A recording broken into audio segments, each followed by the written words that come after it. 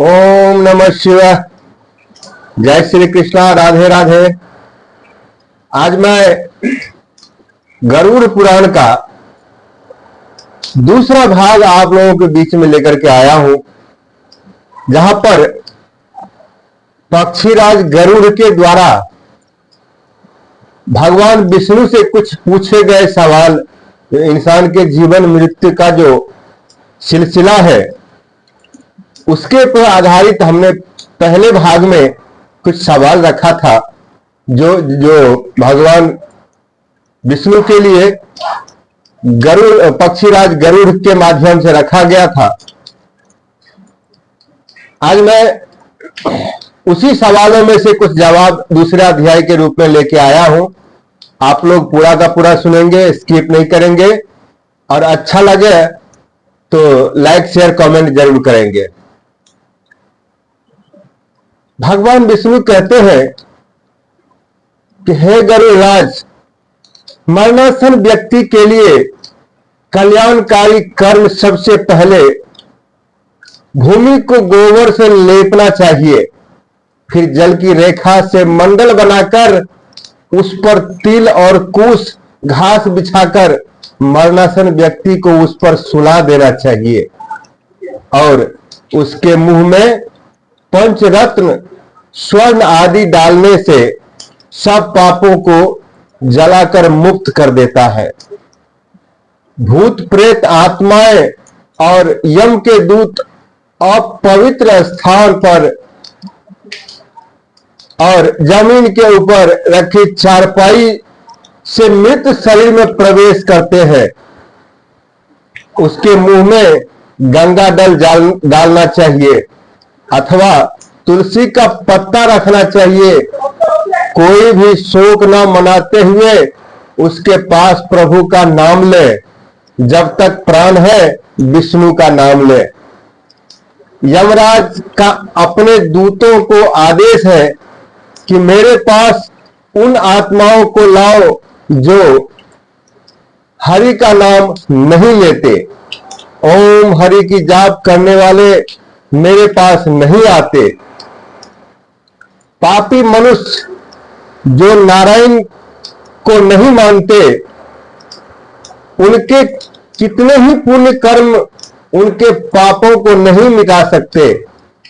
हे गरुड़राज, जाने या अनजाने में मनुष्य जो भी पाप करते हैं, उन पापों की शुद्धि के लिए उन्हें प्रायश्चित करना चाहिए। शास्त्र में इस विधि स्नान, चंद्रयान, व्रत, गोदान आदि का लेख किया गया है। यदि मनुष्य उनमें क्षमता के कारण सफल न हो रहा हो तो कम से कम चौथाई प्रायश्चित करना चाहिए। तत्पश्चात 10 महादान, गोदान, भूमि, तिल, स्वर्ण, घी, वस्त्र, गुड़, रजत, लवण इनका दान करना चाहिए। यह पाप की शुद्धि के लिए पवित्रता में से एक है। यम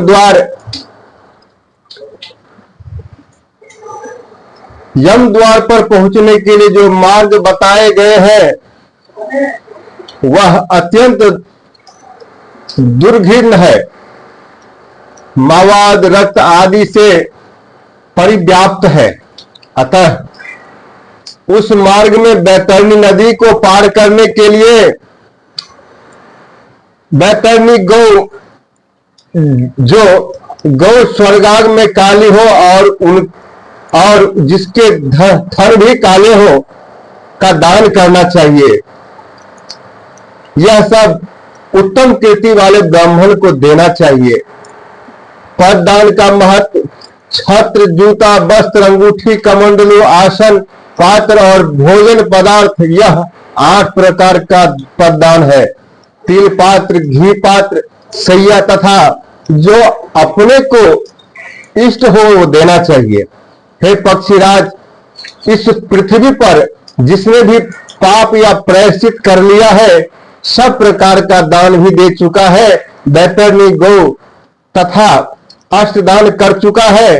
जो तिल से पूर्ण पात्र, घी से भरा पात्र, सैयादान और विधिवत फलदान करता है, वह नरक रूपी गर्भ में नहीं आता, अर्थात उसका पुनर्जन्म नहीं होता। मनुष्य स्वयं जो दान करता है, परलोक वह सब उसे प्राप्त होता है, वह उसे आगे रखा हुआ मिलता है। छत्रदान करने से मार्ग में सुख प्रदान करने वाली छाया प्राप्त होती है। पादुका दान करने से वह मनुष्य घोड़े पर सवार होकर सुखपूर्वक मार्ग पार करता है। जल से परिपूर्ण कमंडलू के दान से मनुष्य सुखपूर्वक परलोक गमन करता है। वस्त्र आभूषण दान करने से यमदूत प्राणी को कष्ट नहीं देते।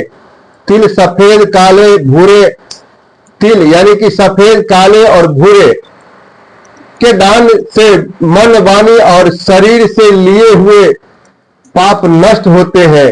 सभी साधनों से युक्त सैयादान से स्वर्ग लोकों में 60,000 वर्ष तक इंद्र लोक में भोगा जाता है। और हे गरुड़राज, इसके अतिरिक्त गोदान देते समय नंदनम नंदनम का उच्चारण करते रहने से वैतरणी नदी में नहीं गिरता। दुखद और बीमारी के समय तिल, लोहा, सोना, रुई का वस्त्र, नमक, 7 अनाज, भूमि का टुकड़ा देने से पाप कर्मों की शुद्धि होती है। लोहा दान करने से यम की नगरी में नहीं जाता। लोहे का दान हाथों को जमीन के साथ छूते हुए देना चाहिए। यमराज के हाथों में कई प्रकार के लोहे के अस्त्र होते हैं। यह दान उन अस्त्रों के प्रभाव से बचाता है। सोने का दान यमराज की सभा में उपस्थित ब्रह्मा और दूसरे ऋषि मुनियों को प्रसन्न करता है, जो वरदान की संज्ञा रखता है। 7 अनाजों के दान से यह द्वारों पर तैनात कर्मचारी आनंदित होते हैं। हे पक्षीराज गरुड़, फसल उपजने वाला भूमि दान करने से इंद्रलोक की प्राप्ति होती है। पूरे होश में रहते हुए एक गौ का दान बीमार अवस्था में 100 और मरणासन के समय 1000 गोदान करने के बराबर है। एक गौ केवल एक जान को ही देना चाहिए। एक गौ केवल एक ही जन को देना चाहिए। वह यदि इस गौ को बेचता है या किसी दूसरे के साथ बंटवारा करता है तो उसका परिवार 7 पीढ़ियों तक पीड़ित रहता है। गौदान करने की विधि। पक्षीराज गरुड़ से भगवान विष्णु गौदान करने की विधि सुनाते हैं। वो कैसे, आगे सुनिए। काली या बूढ़ी गौ के सींगों पर सोने का पत्र और पैरों में चांदी पहनाए। इसका दूध पीतल के बर्तन में निकाले। गौ के ऊपर काले कपड़ों का दोसाला डालें। दूध वाले बर्तन को ढककर रुई के ऊपर रखें। इसके पास एक यमराज की सोने की मूर्ति, एक लोहा का टुकड़ा, पीतल के बर्तन में घी, यह सब गौ के ऊपर रखें। गने के पोरियों से रेशम की डोर से बंधा एक फटा बनाकर धरती में एक गड्ढा बनाकर भरे और फटा को इसमें रखें। गौ की पूंछ पकड़कर पैर फटा पर रखकर ब्राह्मण को दान दक्षिणा नमस्कार करके मंत्र का उच्चारण करते हुए भगवान विष्णु से नम्र प्रार्थना करते हुए कि हे प्रभु, आप सब प्राणियों के दाता है, रक्षक और कल्याणकारी है। आपके चरणों में यह उपहार भेंट करता हूँ। बैतरणी नदी को नमस्कार करता हूँ। हे गौ माता, आप देवी शक्ति के रूप में से एक है। मेरे पापों का खंडन करें। फिर हाथ जोड़े हुए यमराज को गौ की प्रतिमा में देखते हुए इन सबके गिर्द एक चक्कर लगाकर ब्राह्मण को दान में दे दे। गौदान के लिए शुभ समय, स्थान, सभी नहाने वाले पात्र, पवित्र स्थल, ब्राह्मणों के निवास स्थान, सूर्य चंद्र ग्रहण, नए चांद वाले दिन, थोड़ी संपत्ति, धन अपने हाथों में दान में दी हुई का प्रभाव सदा ही रहता है। धन, संपत्ति, पत्नी, परिवार सब विनाश होने वाले हैं। इसलिए पुण्य कर्मों को संचित करो।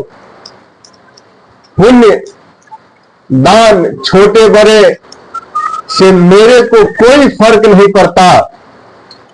लालच के कारण जो पापी लोग बीमारियों में पुण्य दान नहीं करते, यह सदा दुखी ही रहते हैं। पुत्र, पौत्र, भाई, बंधु, मित्र को मरणासन व्यक्ति के लिए दान देना, पुण्य करना, उन्हें ब्रह्म हत्या का पाप लगता है अगर आप दान नहीं करते हैं, धर्म नहीं करते हैं तो। आगे कहते हैं, हे गरुड़राज, आपने जो सवाल पूछे हैं मेरे से वो लोक कल्याणकारी है। इन बताए गए सभी प्रकार के दानों में प्राणी की श्रद्धा और अश्रद्धा से आई हुई दान की अधिकता और कमी के कारण उसके फल में श्रेष्ठता और लघुता आती है। भूमि पर बने इस मंडल में ब्रह्मा, विष्णु, रुद्र, लक्ष्मी तथा अग्नि देवता विराजमान हो जाते हैं। अतः मंडल का निर्माण अवश्य करना चाहिए। मंडल विहीन भूमि पर प्राण त्याग करने पर उसे अन्य योनि में नहीं प्राप्त होती, उसे अन्य योनि नहीं प्राप्त होती। उसकी जीव आत्मा वायु के साथ भटकती रहती है। तिल मेरे पसीने से उत्पन्न हुए हैं। इसका प्रयोग करने पर असुर, दानव, दैत्य भाग जाते हैं। एक ही तिल का दाना स्वर्ण के 32 सेर तिल के बराबर है। कुछ मेरे शरीर के रोमों से उत्पन्न हुए हैं। कुछ के मूल में ब्रह्म, मध्य में विष्णु तथा अग्रभाग में शिव है। इसलिए देवताओं की तृप्ति के लिए मुख्य रूप से कुश को, पितरों की तृप्ति के लिए तिल का महत्व है। हे पक्षी श्रेष्ठ, विष्णु एकादशी व्रत, गीता, तुलसी, ब्राह्मण और गौ, यह 6 दुर्गम आसार संसार में लोगों को मुक्ति प्रदान करते हैं। अंतिम सांसों में वो गंगा, ओ गंगा, भागवत गीता का श्लोक अथवा हरि का नाम जपने से मंगलकारी होता है। मृत्यु काल में मरणासन के दोनों हाथों में कुश रखना चाहिए। इससे प्राणी विष्णु लोक को प्राप्त होता है। लव नारस पितरों को प्रिय होता है अथवा स्वर्ग प्रदान करता है। उसके समीप मरने वाले व्यक्ति के समीप तुलसी का पेड़, शालिग्राम का शिला सभी पापों को नष्ट करती है। ये सब मरे हुए व्यक्ति के पास ला करके रखें। जिसके घर में तुलसी का स्थल बनाकर तुलसी की पूजा होती है, वह एक पवित्र नहाने का स्थान माना जाता है और यम के दूत वहां नहीं जाते। इसके बाद यथा विधान सूतकों का पाठ करना चाहिए। ऐसा करने से मृत व्यक्ति मुक्तिमय रास्तों पर उनकी आत्मा को लेकर के जाती है। हे गरुड़राज, हे पक्षीराज गरुड़, शोक न मनाते हुए पुत्र को सर मुंडवाकर नए वस्त्र धारण कर अपने प्रियजनों के साथ लाश को नहलाना चाहिए। इसके बाद मरे हुए व्यक्ति के शरीरगत विभिन्न स्थानों, मुख, नाक के छिद्र, नेत्र, कान, लिंग, ब्राह्मण पर सोने की सलाएं उसके सब के 2 वस्त्रों में आच्छादित करके कुमकुम और अक्षत से पूजा करना चाहिए। घर की बहुरानी और दूसरों को लाश के इर्द गिर्द चक्कर लगाकर उसे पूजन करना चाहिए और मरण स्थल पर चावल का खीर अर्पित करना चाहिए। ऐसा करने से धरती माता और दिव्य शक्तियां प्रसन्न होती है। पुष्पों की माला से विभूषित करके उसे पुत्र बंधुओं के साथ द्वारे से ले जाना चाहिए। उस समय पुत्र को मरे हुए पिता के शव को कांधे पर रखकर स्वयं ले जाना चाहिए। यदि मनुष्य को मोक्ष न मिलता हो तो पुत्र नरक से उसका उद्धार कर देता है। जो पुत्र लाश को कंधा देता है उसे हर कदम पर अश्वमेध यज्ञ का फल मिलता है। हे गरुड़राज, इंसान को हर समय अपने पुण्य के लिए दान की सोच रखना चाहिए, क्योंकि दान देने से ही इंसान का कल्याण होता है। तो हे मित्रों, आज का ये दूसरा भाग मैं आप लोगों के बीच में सुनाया हूं गरुड़ पुराण का। आगे मैं फिर एक और भाग लेकर के दूसरा दिन उपस्थित होऊंगा। तब तक के लिए जय श्री कृष्ण।